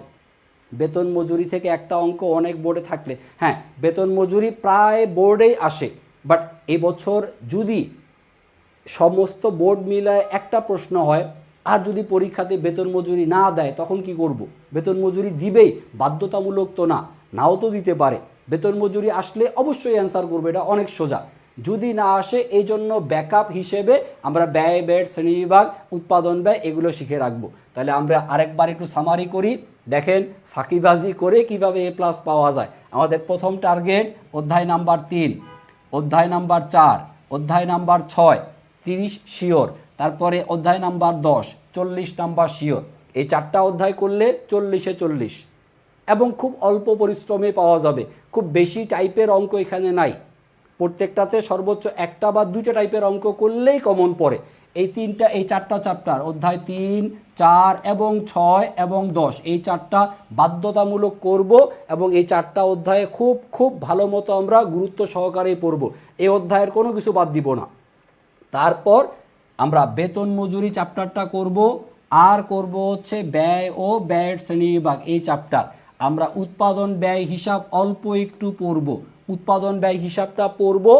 উৎপাদন ব্যয় পড়ব এই কারণে, কারণ এর সাথে ব্যয়ের শ্রেণীবিভাগ চ্যাপ্টারের একটা মিল আছে। যদি উৎপাদন ব্যয়ের অঙ্কটা সহজ আসে সেটা অ্যান্সার করব, উৎপাদন ব্যয়ের অঙ্ক কঠিন আসলে আমরা ব্যয়ের শ্রেণীবিভাগ এই চ্যাপ্টারের অঙ্ক করব। অথবা বেতন মজুরি পাইলে তো আমার এই উৎপাদন ব্যয়ও যাওয়ার দরকার নাই, ব্যয়ের শ্রেণীবিভাগে আমার যাওয়ার দরকার নাই। টার্গেট করব বেতন মজুরি উত্তর করার। যদি বেতন মজুরি না আসে প্রশ্নে, সেজন্য 2টা ব্যাকআপ প্ল্যান, উৎপাদন ব্যয় করব অল্প একটু, ব্যয়ের শ্রেণীবিভাগ করব অল্প একটু, 2টা মিলাই আশা করি নাম্বার চলে আসবে। তাহলে আমরা বড় বড় অঙ্কগুলো বাদ দিব। কি কি বাদ দিব? অব্যবসায়ী করব না, আমরা অংশীদারি করব না, আমরা হচ্ছে আর কোনটা করব না বলছি, মজুত পণ্যের হিসাব রক্ষণ। এই 3টা চ্যাপ্টার সাইজে বড়, একটু ঝামেলাপূর্ণ, সেগুলো আমরা অ্যাভয়েড করে খুব সহজেই আমরা এ প্লাস তুলে ফেলতে পারবো। আশা করি স্ট্র্যাটেজিটা আপনাদের পছন্দ হওয়ার কথা। তবে তাহলে কি স্যার এই অধ্যায়ের সৃজনশীল একটাও পড়াবেন না? অবশ্যই পড়াবো, অবশ্যই পড়াবো। আসেন পড়া শুরু করি আমরা অব্যবসায়ী প্রতিষ্ঠানের সৃজনশীল প্রশ্ন। অব্যবসায়ী প্রতিষ্ঠানের সৃজনশীল প্রশ্ন আমরা পড়ব, কিন্তু পরীক্ষার হলে অ্যান্সার না করার চেষ্টা করব। পরীক্ষার হলে অ্যান্সার না করতে পারলে বেশি ভালো হয়, কারণ সময় বেশি লাগে এখানে। তাই বলে তো আর শেখা তো আর বাদ দেওয়া যাবে না, আসেন শিখে রাখি আমরা। তবে সম্ভব হলে আমরা এই অধ্যায়টা পুরাপুরি সৃজনশীল অংশ বাদ দিব, তবে এমসিকিউগুলো ডেফিনেটলি স্যার ভালো মতো গুরুত্ব সহকারে পড়তেই হবে। দেখেন আমরা সৃজনশীল প্রশ্ন আমরা 2টা অঙ্ক আপনাদেরকে দেখাইতে চাই। এই 2টা অঙ্ক করলে মোটামুটি আপনার 75 বা 80% কোশ্চান এই নিয়মেরই থাকে, আর বাকি যে 25 বা 30% কোশ্চান একটু জটিল নিয়মের হয়। অত জটিল অঙ্ক স্যার শেখার দরকার নাই, কারণ আমাদের সামনেই পরীক্ষা, 2 মাস পরেই পরীক্ষা। বেশি কঠিন অঙ্ক শেখার দরকার নাই, যেটা প্রায় আসে সেগুলোই শেখার চেষ্টা করব। দেখেন ঢাকা বোর্ড 2019-এর পরীক্ষায় আসা প্রশ্ন, এটা গতদিন আমরা পড়া শুরু করছিলাম, তবে আমরা গতদিন পড়তে গিয়ে কারেন্ট চলে গেছিল। আসেন এই কোশ্চেনটা একটু সলভ কীভাবে করতে হয় আমি দেখাই দিচ্ছি আপনাদের। আমাদের বাম পাশে প্রাপ্তি সমূহকে দেখানো আছে, আর ডান পাশে হচ্ছে প্রদান সমূহকে দেখানো আছে। আর এই প্রাপ্তি সমূহের মধ্যে অঙ্কটা হচ্ছে 2018 সালের। 2018 সালের চাঁদার পরিমাণ দেওয়া, 2017 সালটা হচ্ছে বিগত বছর, আর 2019 সাল হচ্ছে পরবর্তী বছরের জন্য। এখানে একটা ঝামেলা আছে, স্যার ফুটবল খেলবো ছুটি দেন। হ্যাঁ ছুটি দিব স্যার, আর 20টা মিনিট অপেক্ষা করেন, 20 মিনিট পরে যে ফুটবল খেলেন, ভালো কাজ, ফুটবল খেলা খুব ভালো কাজ। আপনি কি স্ট্রাইকার হিসেবে খেলেন, নাকি মিডফিল্ডার, নাকি হচ্ছে ডিফেন্ডার, নাকি আমার মতো গোলকিপার হন? রিজভী আহমেদ, হ্যাঁ ফুটবলের কোন পজিশন আপনার পছন্দ, আর ক্লাব ফুটবল কোনটা দেখেন? তার চেয়ে বেশি ইম্পর্টেন্ট ভাই রিজভী ভাই, আপনি কি ব্রাজিল নাকি আর্জেন্টিনা, সেটা আগে কমেন্টে লেখেন। ব্রাজিল নাকি আর্জেন্টিনা কোনটা সাপোর্ট করেন দেখি। যদি আমার সাথে মিলে তাইলে আমি এখনই ছুটি দিয়ে দিব, আর যদি আমার সাথে না মিলে তাহলে আজকে আপনার ফুটবল খেলা বন্ধ করে দিব। বলেন কোন দল সাপোর্ট করেন, ব্রাজিল নাকি আর্জেন্টিনা, দেখি মিলে কিনা। ওকে স্ট্রাইকার হিসেবে খেলেন, খুব ভালো। দেখি আপনার পছন্দের টিমের নাম লেখেন, ব্রাজিল নাকি আর্জেন্টিনা। আর বাকিরা সবাই একটু দেখেন, এই যে অনুদানটা বলা আছে 40%, যেটা মুনাফা জাতীয় অংশটা আয় ব্যয় হিসাবে যাবে। মুনাফা জাতীয় অংশ যাবে হচ্ছে আয় ব্যয় হিসাবে আসবে মুনাফা জাতীয় অংশ। আর বাকি যে 60% অংশ আসবে কোথায়? বাকি 60% অংশ আসবে উদ্বৃত্তপত্রে। আর এই 60% উদ্বৃত্তপত্রে যেটা হচ্ছে মূলধন জাতীয় হিসেবে গণ্য হবে। মূলধন তাহলে 60% যেটা মুনাফা জাতীয়, 40% হচ্ছে মুনাফার, আর বাকি 60% হচ্ছে মূলধন। বাকি 60% মূলধন যাবে উদ্বৃত্ত পত্রে, 40%-এর মুনাফা যাবে হচ্ছে আয় ব্যয় হিসাবে। এই হলো আমাদের কথা, তাই তো? ক্লাব বার্সেলোনা আর হচ্ছে টিম সাপোর্ট করেন আর্জেন্টিনা। ভাই বুকে আয়, আয় ভাই আয়, কোলাগুলি করি, আয়। আপনি আর্জেন্টিনা, আমিও আর্জেন্টিনা। ভাই গত বিশ্বকাপের ফুটবলের ফাইনালে মেসির হাতে যখন ওয়ার্ল্ড কাপটা আমরা দেখছি, ভাই জীবন সার্থক। জীবনে আর ফুটবল খেলা না দেখলেও চলবে। মেসির হাতে ওয়ার্ল্ড কাপ মানে বিশ্বজয় আমরা করে ফেলছি। আর্জেন্টিনা ওকে ভাই, রিজবি আপনার ছুটি, ক্লাস আপনার জন্য ক্লাস শেষ, আপনার অভাব সেই পড়া লাগবে না, বাদ যান খেলতে চলে যান। আরেকজনকে আরিফুল ইসলাম আরিফ, আর্জেন্টিনা ওকে, আপনাকেও ছুটি, আপনার থাকার দরকার নাই। কিন্তু ব্রাজিলের সাপোর্টার যারা আছেন, ব্রাজিলের সাপোর্টার তারা ক্লাস শেষ করে যাবেন, আর্জেন্টিনা ওনাদের ছুটি। আর্জেন্টিনার লেখাপড়া করা লাগবে না। আপনি জীবনে আর্জেন্টিনাকে সাপোর্ট করেন, আপনার লাইফ তো এখানেই সেট। আপনার তো আর জীবনে অন্য আর কিছু করার দরকার নাই। জীবনের মধ্যে আনন্দ তো একটাই, আর্জেন্টিনা টিমকে ফুটবল খেলতে দেখা। মেসিকে খেলতে দেখছেন জীবনে, আপনার জীবন সার্থক। আপনার জীবনে লেখাপড়া করে কি হবে? মেসি কি আপনার মতো এরকমের সৃজনশীল সমাধান করছে? করেন তো নাই। আচ্ছা, যারা ব্রাজিলের সাপোর্টার তারা অঙ্ক শেষ করেন আমার সাথে। প্রাপ্তি প্রদান হিসাব দেখছি আমরা, এখান থেকে অন্যান্য কিছু তথ্যগুলো দেওয়া আছে, সেগুলো একটু দেখে যাই সবাই। দেখেন এখানে বলা আছে 2018 সালের 1 জানুয়ারি রিয়েল ক্লাবের সম্পদ দেওয়া আছে। 1 জানুয়ারি মানে হচ্ছে প্রারম্ভিক বিনিয়োগের পরিমাণ দেওয়া, প্রারম্ভিক দালান কোঠা দেওয়া, প্রারম্ভিক আসবাবপত্র দেওয়া, ঠিক আছে? তারপর আরও যে তথ্যগুলো দেওয়া আছে একটু খেয়াল করেন। সর্বোচ্চ আর আমাদের 15 মিনিট সময় লাগবে। 15 মিনিটের মধ্যে আমরা 2টা সৃজনশীল শেষ করে ফেলতে পারবো। একটু মনোযোগ দেন সবাই, ঠিক আছে? আর্জেন্টিনার সাপোর্টাররা ছুটি, ব্রাজিলের সাপোর্টাররা মনোযোগ দেন, তাদেরকে একটু প্যারা দিয়ে নেই। অন্যান্য তথ্যাবলীর মধ্যে বার্ষিক প্রাপ্য চাঁদার পরিমাণ হচ্ছে 50,000। তার মানে বার্ষিক চাঁদা বাবদ প্রাপ্তির পরিমাণ হবে কত? 50,000 টাকা। আর প্রদত্ত বেতনের মধ্যে 5,000 টাকা হচ্ছে বিগত বছরের, আর এই বছরের মানে চলতি বছরের বেতন আছে বকেয়া কত? 6,000। তাইলে বেতনের যে হিসাবটা আমাদের, বেতন থেকে 5,000 টাকা হচ্ছে বিগত বছরের, এটা বাদ দিব, কিন্তু চলতি বছরের যেটা বকেয়া এটাকে করব যোগ। চলতি বছরের বকেয়া যোগ আর বিগত বছরের বকেয়াটা বাদ যাবে, নিয়ম তো আমরা জানি। আর আসবাবপত্রের উপর অবচয় হবে 10%।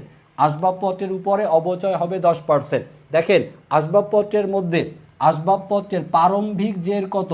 25,000। এই যে 1 জানুয়ারি তারিখে আসবাবপত্রের জের কত? 25,000 টাকা, ঠিক আছে? আর আসবাবপত্র ক্রয়ের কিন্তু একটা অ্যামাউন্ট দেওয়া আছে।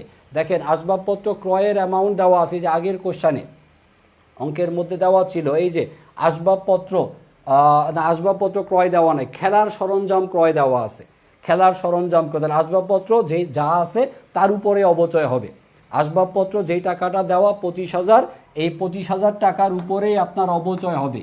আসবাবপত্র 25,000, এর উপরে অবচয় ধরবো কত পার্সেন্ট? 10% হারে। 3টা জিনিস আমাদের বের করতে হবে।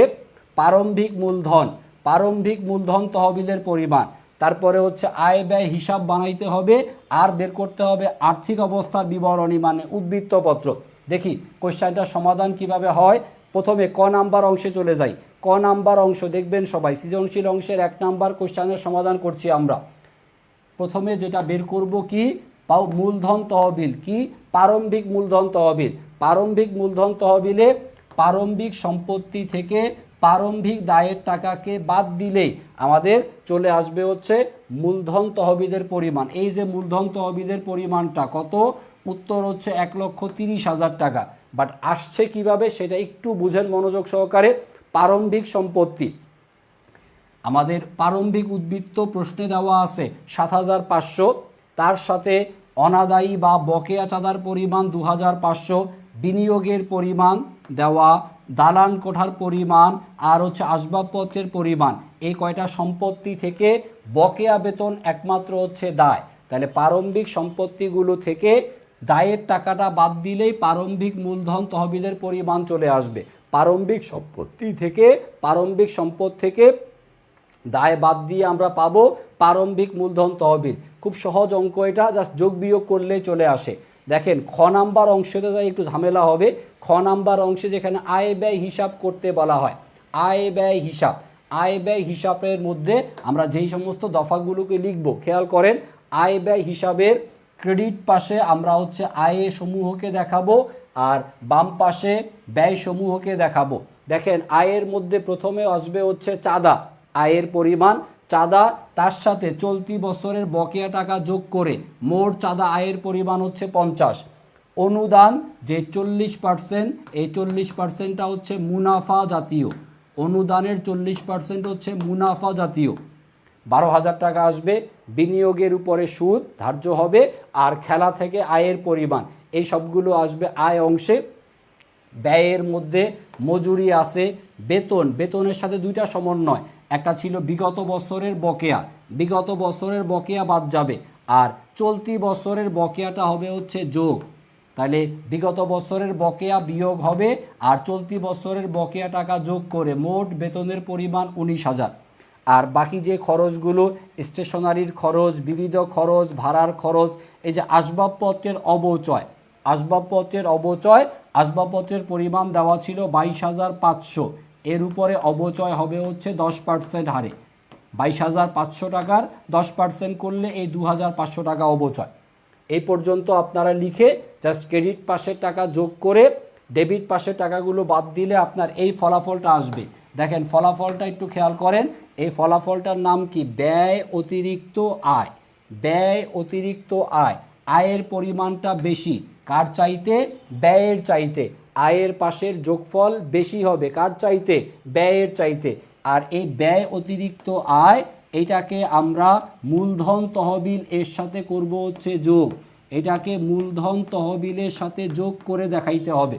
জাস্ট ক্রেডিট পাশের টাকা যোগ করে ডেবিট পাশের টাকা বাদ দিবেন, রেজাল্ট আসবে ব্যয় অতিরিক্ত আয়। ক্লিয়ার সবার কাছে? ঠিক আছে, জাস্ট দেখে দেখে আপনারা খাতায় তুলবেন, তাইলে আশা করি হবে। আর সর্বশেষ যেটা আমাদেরকে বের করতে হবে, গ নাম্বার অংশ, আর্থিক অবস্থার বিবরণী। আর্থিক অবস্থার বিবরণীতে আমরা প্রথমে হচ্ছে সম্পত্তি সমূহকে দেখাবো। আর্থিক অবস্থার বিবরণীতে সম্পত্তি আসবে দালান কোঠা, তারপরে হচ্ছে দালান কোঠার পরিমাণ 75। আসবাবপত্র থেকে আপনাকে অবচয় বাদ দিতে হবে, 10% অবচয় মনে থাকার কথা।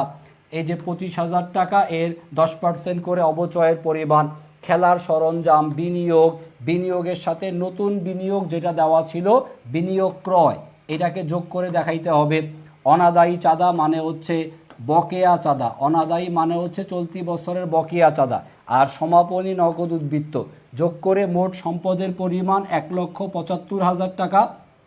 আর এখান থেকে সম্পদের পরিমাণ বের করে আপনি হচ্ছে পরবর্তী স্লাইডে গিয়ে দেখেন দেওয়া আছে দায় ও মূলধন তহবিল।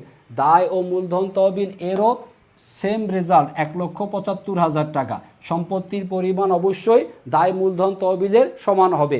দায় মূলধন তহবিলের মধ্যে এই যে মূলধন তহবিল, এর সাথে এই ব্যয় অতিরিক্ত আয়, ব্যয় অতিরিক্ত আয় কোন জায়গা থেকে আনবো? খ হতে। খ নাম্বার অংশে যেটা আমরা বের করছিলাম সেইটা আমরা এখানে বসাবো, 3,000 টাকা। ব্যয় অতিরিক্ত আয়ের টাকাটা যোগ করে দেখাবো।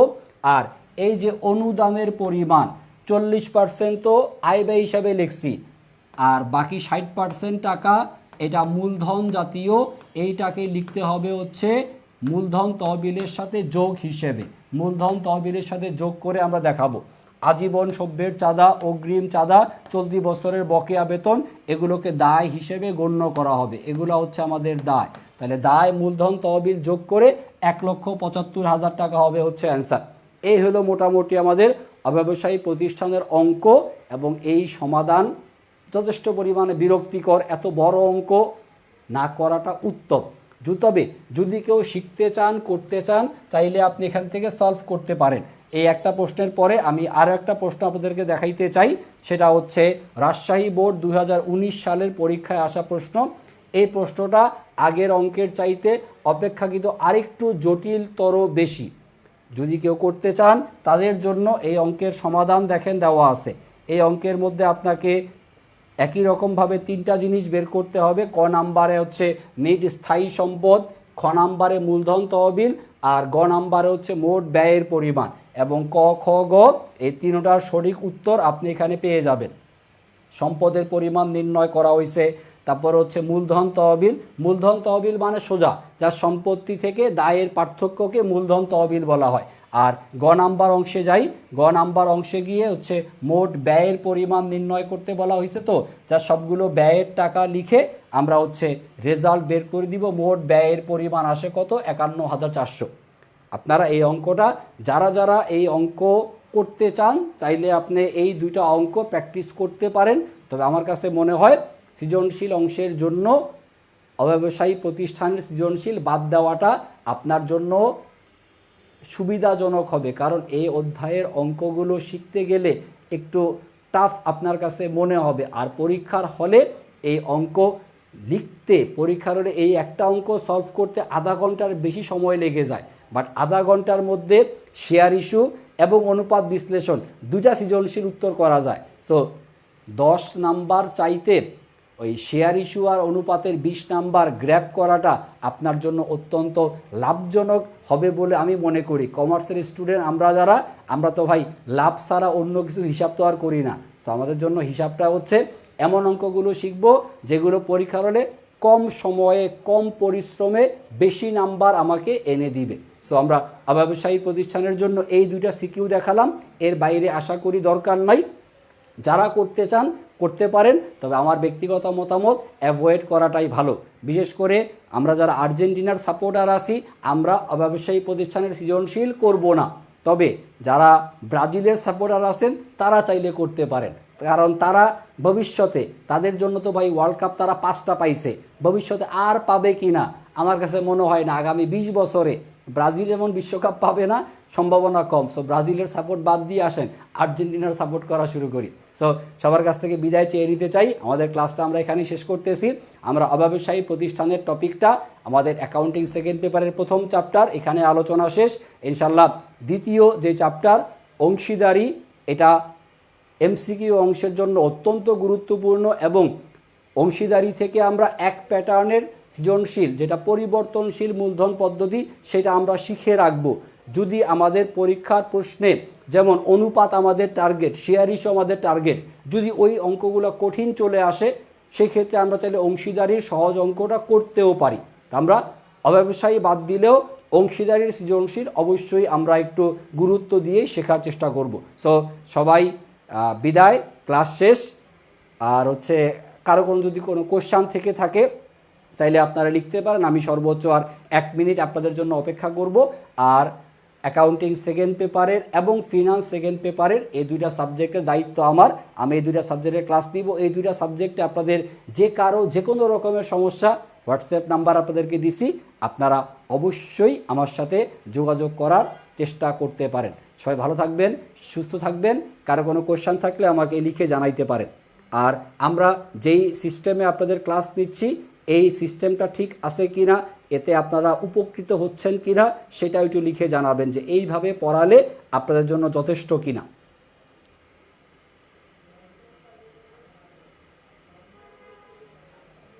দ্রুত কারো কোনো কোশ্চেন থাকলে লিখে জানান। কারো কোনো কোশ্চেন, কারো কোনো সাজেশন থাকলে অবশ্যই দ্রুত লিখে জানান।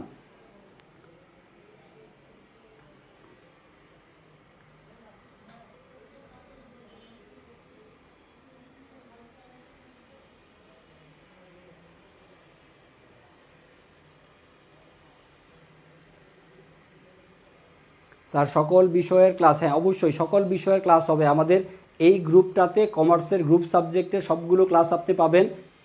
আপনি অ্যাকাউন্টিং, ম্যানেজমেন্ট, মার্কেটিং, ফিনান্স এই সাবজেক্টগুলো এই গ্রুপটাতে আপনি যেখানে ক্লাস করছেন সেখানে পাবেন। আর বাংলা, ইংরেজি এবং আইসিটির জন্য আলাদা একটা গ্রুপ আছে। বাংলা, ইংরেজি, আইসিটি গ্রুপের লিঙ্ক আপনাদের এই ফেসবুকের ইয়াতে দেওয়া আছে, সেখান থেকে হচ্ছে সেই গ্রুপটাতে জয়েন করবেন। সেখানে বাংলা, ইংরেজি এবং আইসিটি আলাদা গ্রুপে ক্লাস হবে। আর কোনো প্রশ্ন থাকলে বলেন তাড়াতাড়ি।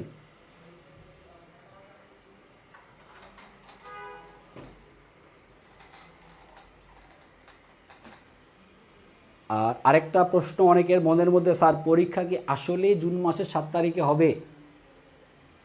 যারা যারা চিন্তা করেছেন যে স্যার পরীক্ষা জুন মাসের 7 তারিখ হইলে কিছুই পড়ি নাই, কিছু পারবো না, স্যার এই চিন্তা আপনারা বাদ দেন। অর্থনীতি কোথায় হবে? অর্থনীতির জন্য সম্ভবত আলাদা একটা গ্রুপ থাকার কথা, যদি না থাকে সেটা হয়তো বাংলা ইংরেজি আইসিটি গ্রুপের সাথেই হতে পারে। আচ্ছা, আমি ক্লাস শেষ করি। ক্লাস শেষ করার পরে আমাদের এই কমার্সের গ্রুপ সাবজেক্টগুলো যিনি কোঅর্ডিনেট করেন আপনাদের দেলোয়ার স্যারকে আমি বিষয়গুলো জানাবো, যাতে প্রত্যেকটা গ্রুপের লিঙ্ক যাতে আপনাদের এই গ্রুপে যাতে দিয়ে দেওয়া হয়। কোন ক্লাস কোন গ্রুপে হবে প্রত্যেকটা লিঙ্ক আলাদা করে একটা পোস্ট আমরা দিয়ে দিব আপনাদেরকে। আপনাদের দেলোয়ার স্যার গ্রুপের মধ্যে পোস্ট করে জানিয়ে দিবেন যে কোন সাবজেক্টের ক্লাসটা কোন গ্রুপের মধ্যে হবে, কোন কোন গ্রুপে আপনাদেরকে জয়েন করতে হবে, সেটা ভর্তির সময় আপনাদেরকে লিঙ্কগুলো দিয়ে দেওয়া হয়েছে। আরও একবার আমরা আমাদের ফেসবুকের পেজে আপনাদেরকে এই গ্রুপের লিঙ্কগুলো সব আরেকবার দিয়ে দিব। সেখান থেকে আপনারা জেনে যাবেন যে কোন সাবজেক্টের ক্লাস কোথায় হবে। আর জুন মাসের 7 তারিখে পরীক্ষা হবে কি না আমরা এখনও শিওর না, তবে সম্ভাবনা খুব বেশি।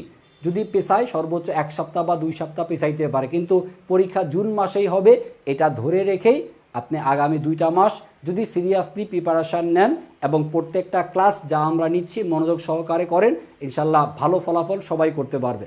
ঠিক আছে, সবাই ভালো থাকেন, সুস্থ থাকেন। ইনশাল্লাহ পরবর্তী ক্লাসে নতুন চ্যাপ্টার নিয়ে দেখা হবে, অংশীদারি ব্যবসায়ের হিসাব। আল্লাহ হাফেজ।